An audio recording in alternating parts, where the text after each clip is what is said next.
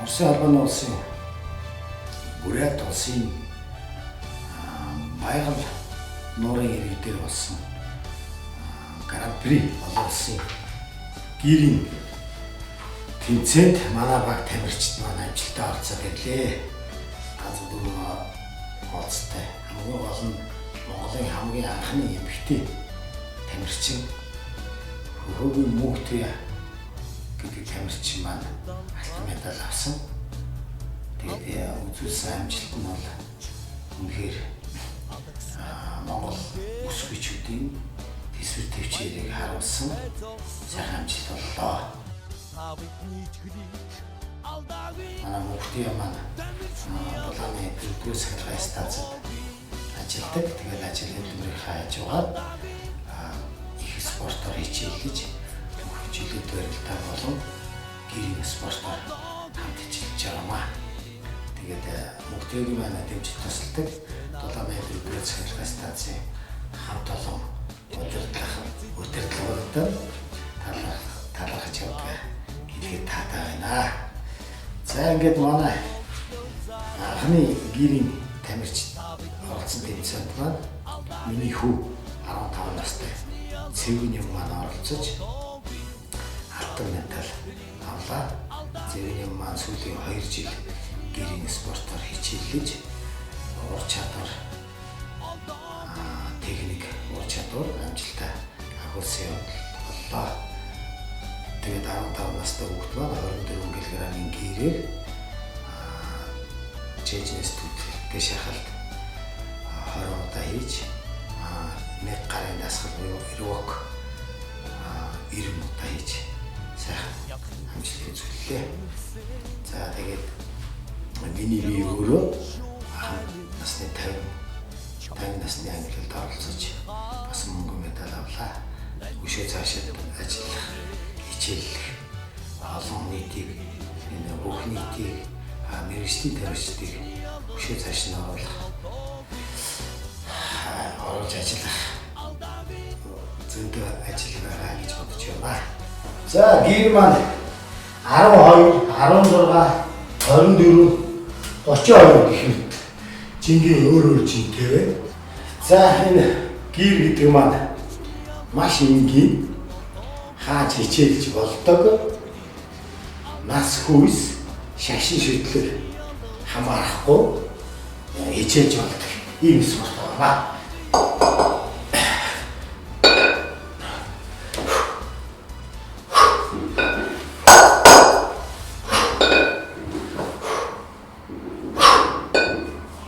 За ингээд хоёроор хийж болно. За ингээд нэгээр хийж болно. Зүрх судас уушиг амьсгалын замын энэ систем эргэтэн бүгд ажиллана. Бүх хөл гар булчин бүх үе мөч ажиллана.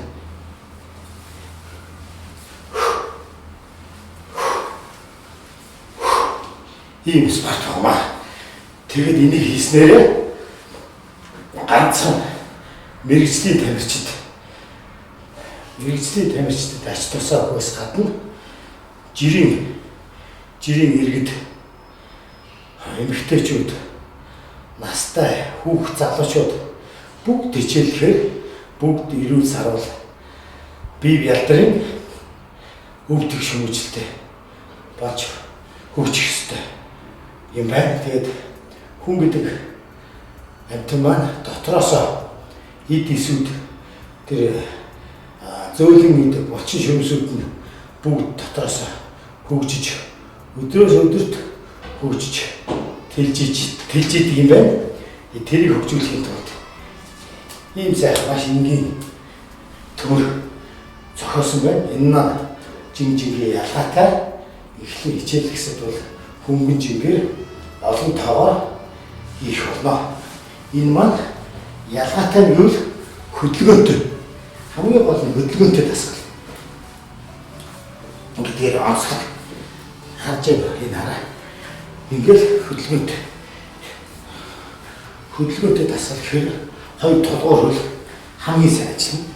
Толгуур хөл ажиллахаар доотлын хоёр энэ аанус түрүү булчирхай бүгд сайн ажиллаж өгнө. Тэгээ норуугаар хөл бүгд ажиллана. Ийм учиртай. Тэгээд энэ ялангуяа одоо дэлхийн нийтийн хүн төрөлхтний чиг хандлага бол энэ хөдөлгөөнтэй хүчний дасгал буюу fit cross гэж нэрлэдэг юм л да. Тэр тал руугаа одоо шилжиж байна. Тэгээ хамгийн гол нь энэ өсвөр насны хүүхдүүдийг булчингийн зөв хөндлөн биш шулуун уртаашны хөгжүүлдэг. Яг өсөлтийн насн дээр нь тэр манайхны буруу ойлголт гэдэг эцэг эхчүүдэд нийт хүмүүс энэ жоохон хүндийн мөрөгөөрөө хүүхдийн өсөлт зогсдог гэд шал буруу өрөөсгөл ойлголттой явж байдаг. Тэгэхээр яг өсөлтийн насн дээр охид хүүхдүүдийг энэгээр хичээллүүлэх юм бол бие ялдрын өвдөх шүмжүүлэлтэй өндрөөшөө уртаашаа үүсч хөгждөг ийм онцлогтой юм байна. Тэгээд энэ ганцхан жирийн иргэдч биш энэ хүчний байгууллагууд цэрэг цагдаа онцгой байдал хөлийн зэрэг их юм байна. Энэгээр маш их хичээлэлдэг юм байна. Энэ маань яахтай маш хямд төсөв хийхэд хүртэл энгийн авч тэрүүлж явж болно. Годомж гадаа зааланд албан конторт гэртээ бүр тагтан дээрээс хичээлж болдог онцлогтой ийм спортын төрөл байна. Тэр спортоор хичээлэхээр тэсрэлт төвчээр бүх юм зэрэг хөгждөг. За нэг сайхны жишээ дурдъя л да. Манай сая Олимпиас Риога Олимпиас 48 кг барилдсан эмэгтэй отхон цэцэг тамирчин маань багш экватортойгоо ирээд надтай хичээлсэн. Тэгээд яг тэ би допинг хэрэгтэй юу? Та бүгд хэрэгтэй допинг гэвэл энийг заагаад тэгээд хамтарч ажилласан. Тэгээд үр дүнд сайхан хүрсэн. Манай хоёр маань баяртай тамирчны аз жаргалыг амсаж яваа да. Баяртай байна. За эхлэн хичээлэхстэй зориулаад өнөөдөр анхны бие халаалт бүх юм хийж өгье. За тэгээд мэдээж бие халаагаад сонголтоо хийгээд бүх үе мөчлүүдээ хөдөлгөөд нороо мөр хөл гар энэ суралт гэх мэтлэн бие халаасан байна. Тэгээ бие халаасны дараа гэрээ барьж аваад эхлээд ингээд эргүүл доод гişн инхээр энэ атгалт тохоо кист энэ мөрний айрны булчин тэг бүгд хаалах хэрэгтэй.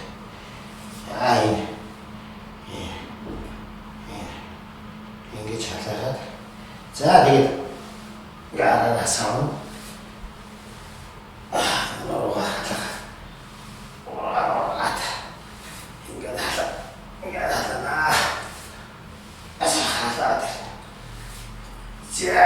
тэгэхээр за одоо савлт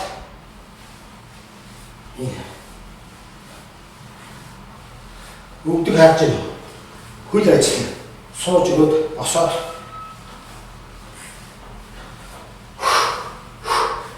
ингэж хөлгаар ажиллахаасаа гадна амьсгал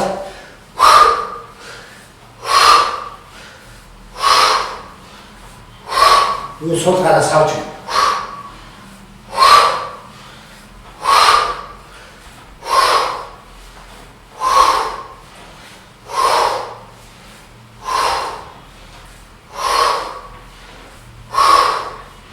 За ингээд хийсний дараа за даавалтай ингээд чийж таа авахтаа хөлөөрөө ажиллаж бас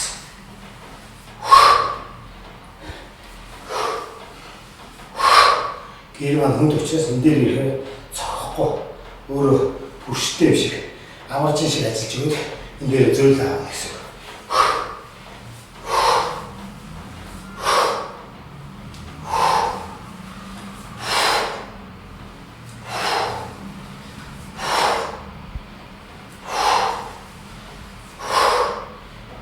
За нэг дасгалыг нэг 15 удаа хийгээд хэрэгтэй. За савал таалт хийцэн. За одоо толчог эндээс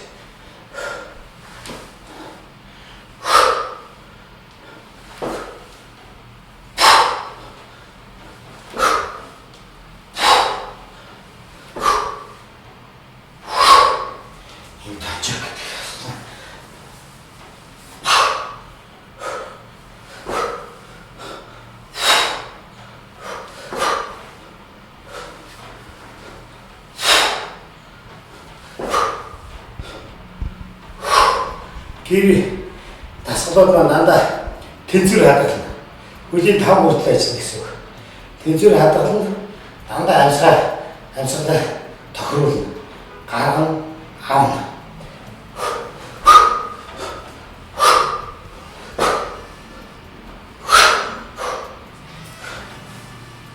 Тэгэл буцаад нөгөө савлтаа хийгээд савлтаа ихтэй зүгээр хийхгүй. Гараа эргүүлж өгөх чинь. Тэгшнэр үүж.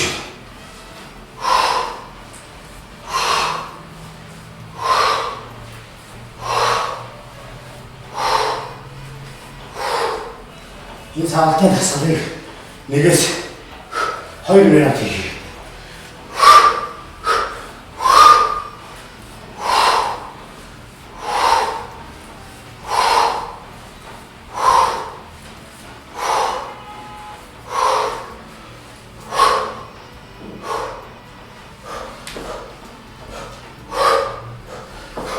Тэгээд толчог хаад ингээд үргэлжлүүлээд яа.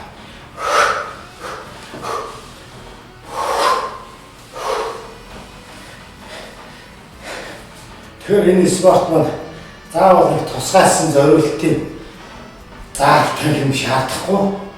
Гэртээ албан тасалгаанда тагтан дээрээ шийдэх боломжтой. Дулаан цагт сайхан гадаа. Оо гадаа сайхан хийчих болно хичээлээ. Ялангуяа энэ гэртээ энэ дасгалуудыг хийгээд ирэх боксын тамирчид маань Орсын боксын тамирчид мундаг байсан шүү дээ. Одоо хийхээр байсан тэр өөрсдийнхөө соёлоо энэ өв соёлоо тоохгүй тэр барууны хит барууны юм өөгд өөрсдийнхөө тоохоо байсан тэр мууц Орсын нэр тамирчин боксын тамирчин Константин Цүй гэдэг тамирчин маань гэр салтгүй байсан шүү дээ. Тэд Константин Цүйгийн гайхамшигтай хүн цогтөө байв. Зөвхөн энэс гар хүчтэй болж байна гэдгийг баталсан да. Одоо манай тулааны спортын боксын тамирчид тулааны спортоор хичээлдэг залуучууд энтэй найзлах хэрэгтэй.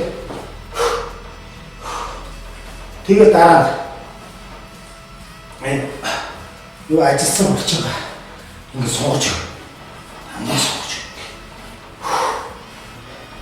Тэр маань энэ булчин ажилласан булчин зоорохгүй ялангуяа боксын тамирчид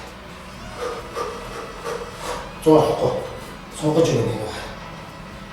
Тэгээд дараа нь бэлтгэл харьцны дараа маш сайн сонголтуудыг хийх ёстой.